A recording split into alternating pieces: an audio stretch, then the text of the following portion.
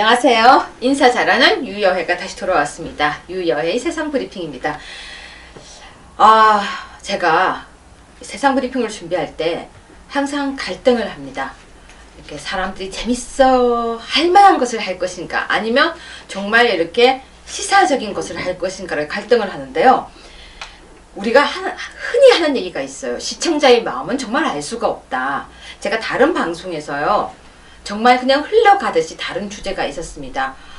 왜 흘러가듯이라고 표현을 했냐면요, 이렇게 읽어보다가 이거 한 번쯤 다뤄봐야지라고 생각하고 정말 그러니까 깊이 있는 준비를 한 것이 아니라 흥미로워서 잠깐 다뤘었는데요, 세상에 몇만 명이 그걸 본 거예요. 그래서 제가 왜 이걸 사람들이 이렇게 많이 보나라고 혼자 생각을 해봤는데요, 일단 이 이야기가 우리 언론에 별로 노출이 안 되었었습니다. 그래서 사람들은 이 사실을 많이 보도가 안 됐기 때문에 궁금해했던 것도 같고요. 또 두 번째는 찬반 논란이 굉장히 많은 것 같아요. 그래서 제가 이걸 다시 한번 세상 브리핑에서 다뤄야겠다고 생각하고 정말 꼼꼼하게 공부를 했습니다. 공부를 했는데요, 공부를 하면서 느낀 것은 이건 제가 좀 격한 표현을 좀 쓸게요. 우리나라에 진짜 우리가 흔히 말하는 간첩이 많다라는 말이 맞을 수도 있겠다라는 생각이 들었습니다. 우리가 이제 저는 이건 진짜 저희 개인적인 생각입니다. 저는요, 개인적으로 과거에 모 국회의원이 애국가를 제창 안 했던 적이 있었거든요. 근데 그때 쇼킹했었어요. 국회의원이 애국가를 부르지 않는데 입법기관에서 일을 한다? 특히 애국가를 부르지 않고 버티고 있는 그 모습을 보면서요, 어떻게 저 사람이 대한민국 국민일까를 저는 고민했었거든요. 그리고 또 쇼킹했던 사건이 태극기를 이렇게 발로 밟고 불태웠던 사건이 있었는데, 태극기는요, 우리 형법상 국기에 대한 죄로 규정이 되어 있음에도 불구하고 어떻게 태극기를 불태웠을까?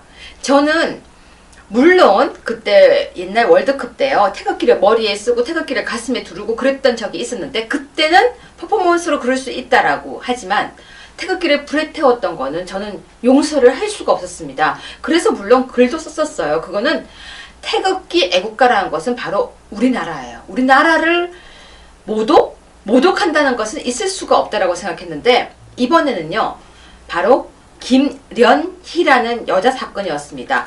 근데 이 사건은 저도 관심이 없었어요.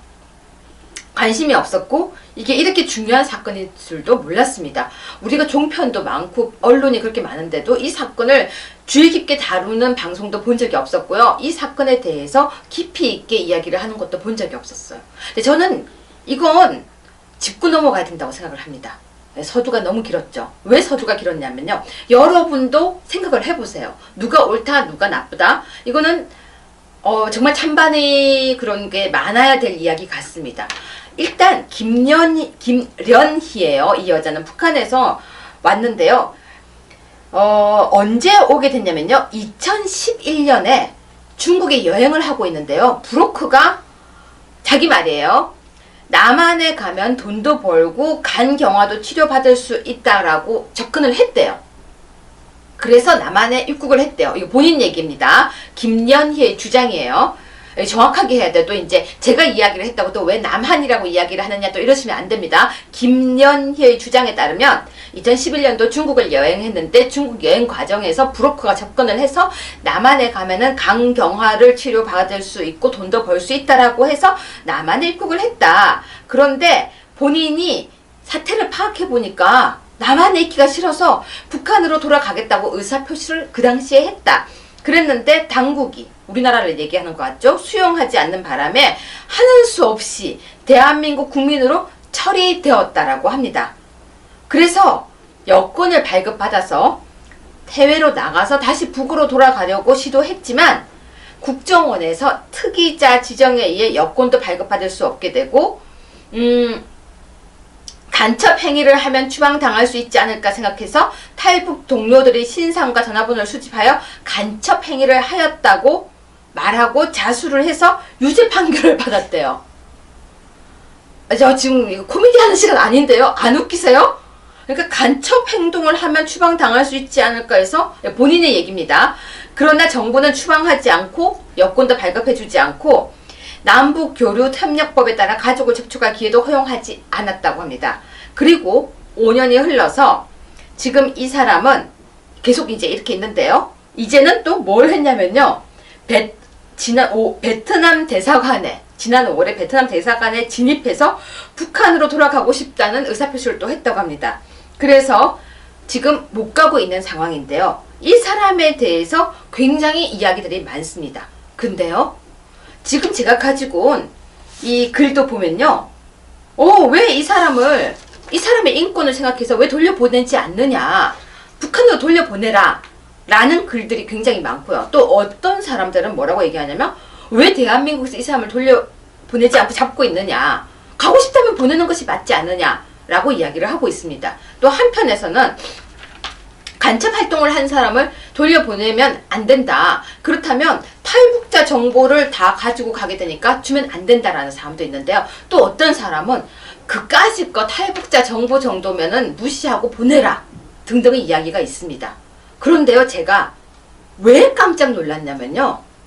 아니, 돌려보내달라고 한다고 벌써 돌려보내라고 이야기를 하는 사람들 글을 보면서 저는 깜짝 놀랐었습니다. 우리는 지금 잘못 생각하고 있는 게 있는 것 같아요. 우리 지금 남북이 휴전 상황이에요. 통일이 된 것도 아니고요. 그렇다고 해서 북한은 나라가 아니에요. 대한민국 헌법상으로 가면 대한민국은 정말 우리만 대한민국이지 북한은 다른 한 나라로 인정하는 것이 아닙니다. 굉장히 이게 애매한 상황인 거예요. 북한으로 지금 돌려보내라고 이야기를 하면서 가끔요, 제가 이렇게 책을 보면요, 아니 글 같은 걸 보면은 동독과 서독을 비교하면서 동독과 서독처럼 우리나라를 착각하는 사람들이 있는 것 같아서 제가 이 주제를 들고 나왔습니다. 전 지난주 일주일 내내 독일에 가 있었습니다. 그것도 여러분이 잘 아시는 구동독 지역에 가 있었어요. 구동독 통일된 지가 벌써 20년이 훌쩍 지났죠. 근데 구동독과 구서독, 그러니까 지금은 하나의 독일이지만요, 구동독과 구서독은요 아직은 하나의 모습을 가지지 못하고 있습니다. 그럼 사람들은 그러겠죠. 하나의 모습을 가지고 있잖아, 돈도 똑같이 쓰고 어쩌고 저쩌고 얘기하는데요, 아직도 구서독 사람들은요, 학생들은요, 구동독 때문에 우리가 잘 못 먹고 산다고 생각해요. 이해가 잘 안 가시죠? 무슨 얘기냐면요, 서독에 있는, 예를 들면 본 대학은 화장실도 낡았어요. 왜? 통일되면서부터 그때부터 지원이 거의 못 들어가고 있는 거죠. 그 모든 지원은 다 동독으로 들어가고 있어요. 동독의 화장실, 동독의 학교, 동독의 무슨 건물, 모든 것이. 그러면 여러분 생각할 때 동독과 서독은 그 당시에 통일될 당시에 경제 차이가 엄청 컸다고 생각하시죠? 절대 아니에요. 2.5대1, 3대1 그 정도 수준 정도라고 알고 있습니다. 물론 경제, 의료, 교육 다 했을 때 약 2.5대1이었대요. 그러니까 뭐 경제로 하거나 GNP, GDP로 했을 때는 또 조금 차이가 다르겠지만, 그래서 그 당시에 독일은요, 서독도 동독도 우리나라의 수준에 비하면 다 선진국에 들어갔었대요. 근데 동독과 서독은 체제가 달랐던 거예요. 그리고 동독은 사회주의 국가, 그러니까 국가에서 모든 걸 관할해서 국가에서 집을 뭐 주고 국가에서 모든 걸 하고 있어서 얼마나 재밌냐면요, 드레스도 국가에서 나눠줬대요. 드레스가 필요한 날. 그래서 굶주린 것은 아니고요, 그렇다고 가난하게 사는 것도 아니고요, 동독이라고 해서. 다만 국가가 모든 것을 관할했을 뿐이었대요. 제가 공부했던 지역은, 예나 지역은요, 구동독 지역이었고요. 제 친구들은 다 동독 지역의 엄마, 아빠, 그리고 제가 있었던 교수님들도 동독 지역의 교수님들이었어요. 동독 지역에서 태어나서 쭉 살았던 사람들. 근데 그 사람들은 통일이 되고 난 뒤에 무엇이 좋냐고 하면 참 특이하게요, 별로 좋지 않다라고 얘기해요. 근데 서독 쪽의 사람들도 통일이 되어서 뭐가 좋냐고 하면 안 좋다고 얘기해요. 아직도 화합이 다 안 됐다는 거죠. 벌써 몇십 년이 지나도. 근데 우리가 항상 이야기를 할 때 독일 통일 모델이라고 이야기를 하고 있는데요, 그건 정말 말도 안 되는 얘기예요. 우리나라는 남과 북이 차이가요, 제가 알기로는 의료, 경제, 사회, 문화, 교육, 이런 컴퓨터 모든 수준을 따졌을 때 작게는 20대1, 많게는 200대1까지라고 알고 있어요. 그러니까 교육이라든지 컴퓨터라든지 인터넷이라든지 그런 수준을 다 따져 들어가게 되면 200대 1까지도 차이가 난다는 거죠. 근데 그 두 나라, 그 두 개가 합치가 되어서 통일이 되었을 때 우리가 감당해야 될 것들은 사실은 굉장히 커요. 하지만 언젠가는 감당을 해야 되고 언젠가는 와야 되고 당연히 통일은 해야 되는 거죠. 하지만 독일을 모델로 해서는 안 된다는 것도 이해를 해야 돼요. 우리만의 방식이 있어야 돼요. 그런데 자, 김연희로 다시 돌아가겠습니다. 이 사람이 돌아가겠다고 해요. 우리나라에 와서 치료도 받았어요. 강경화. 근데 돌아가겠다라고 했더니 돌아가게 해주자는 사람들이 있는데요. 저는 정말 아니 그렇게 쉽게 얘기할 부분이 아니라는 거죠. 그리고 이게 왜 언론에 크게 보도가 안 되고 있는지도 잘 모르겠어요. 모 대학의 교수가 어떤 글을 썼어요. 김련희 전이라고 글을 썼는데요. 여기서 보면은 이 사람이 쓰고 있는 글을 보면요. 실제로 김연희가 취득한 탈북자들의 신상 정보가 대한민국의 안전에 심각한 위해를 가하는 내용이라고 보이지도 않고 중차대한 사항이라고 하더라도 무제약적으로 김연희의 출국을 거부하는 것은 국제인권법의 심각한 침해에 해당한다라고 쓰고 있어요. 자, 국제인권법 눈으로 본다면 글을 돌려보내야 한대요. 그러면요, 우리나라가 왔다 놀다 가는 곳인가요? 북한에서 왔다가 한국에 들어와서 저 탈북했어요. 그러니까 나만의 좋아요 하고 왔다가 생각해보니까 이게 아니에요. 가면 그런 것이 아니거든요. 우리가 지금 분단 상황이라는 걸 깜빡깜빡 할 때가 많은 것 같습니다.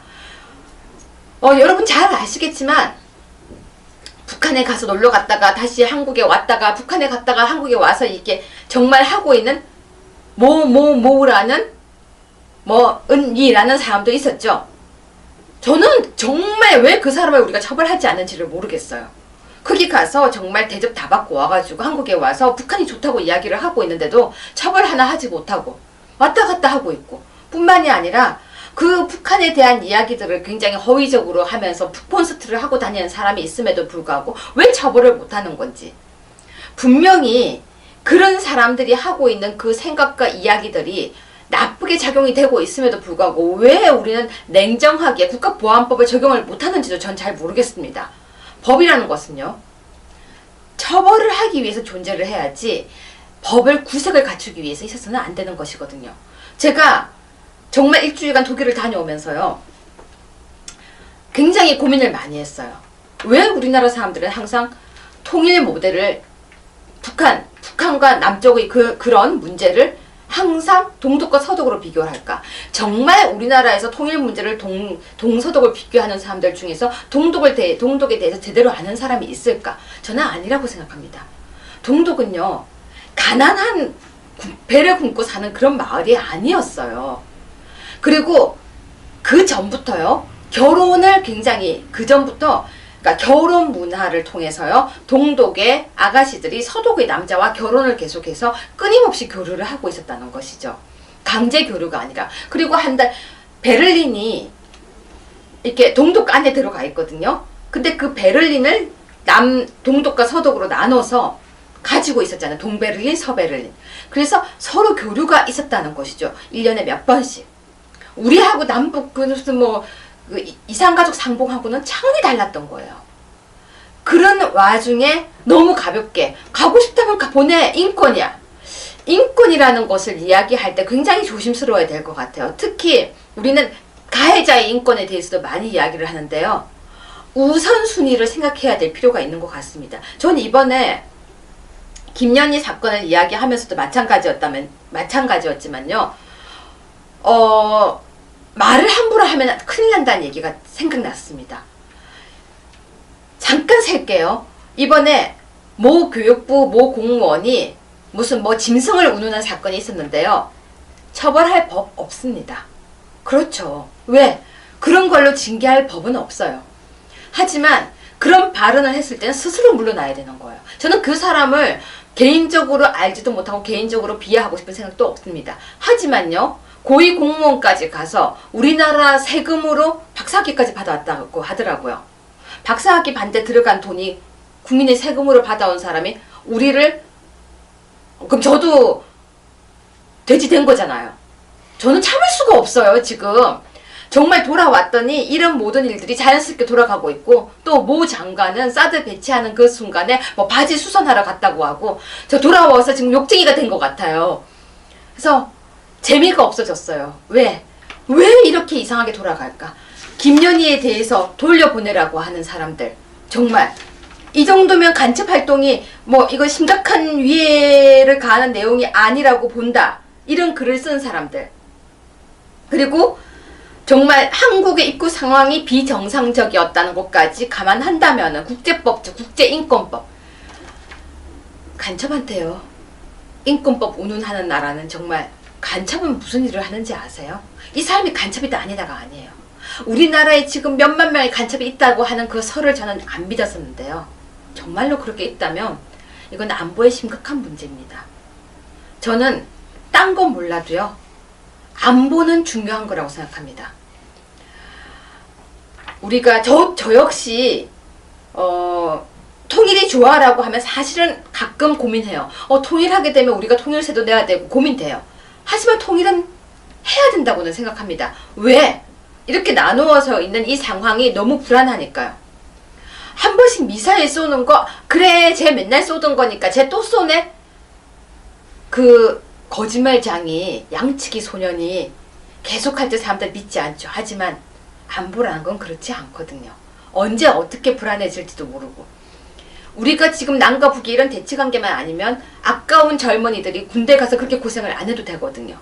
왜 그런 부분을 생각 못하고 이렇게 김연희 돌려보내자? 저는 아니라고 생각합니다. 여러분은 어떻게 생각하십니까?